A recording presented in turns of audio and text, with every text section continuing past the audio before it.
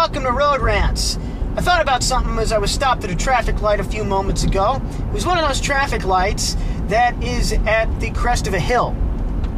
I'm sure you've been at those.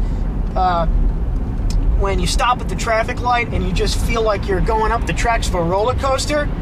You're just waiting there and you're leaning back into the seat and you feel the weight of the car. And sometimes, if the hill's steep enough, and depending on what kind of vehicle you're driving, when the light changes and you go to take your foot off the brake and step on the gas, you roll backwards a little bit. Isn't that unnerving?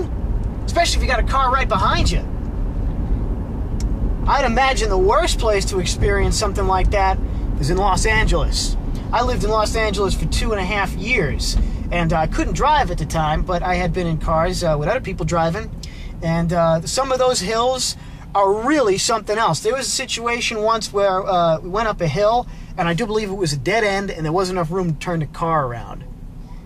That was freaky. You people in LA probably know what I mean by that.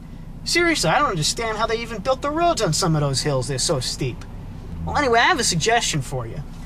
And it goes back to something George Carlin said. George Carlin, in case you haven't figured out by now, is one of my heroes. And he was talking about driving in traffic, and when you go to stop at a red light, you go a little too far into the crosswalk, so you put the car in reverse, you back up a little bit, and forget that the car is in reverse. Well, imagine doing that on one of those super-duper LA hills. When you're at like a 60-degree angle, and you forget that your car is in reverse when you take your foot off the brake and step on the gas. That'd be a freaky experience, but you know what, people? I think you should do it. I think you should do it, and do it on purpose.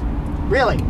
Regardless of whether or not there's a car behind you. But I think you should especially do it if there are cars behind you. If there's a big line of cars behind you, you're the first at the red light, you throw that car in reverse. When the light changes, you floor it. Just it. Just slam that gas pedal to the floor and just go flying backwards down the hill at full speed. If anything, folks, it will make your day and the days of a lot of people around you much more interesting. This has been Road Rants, people. I'll see you later.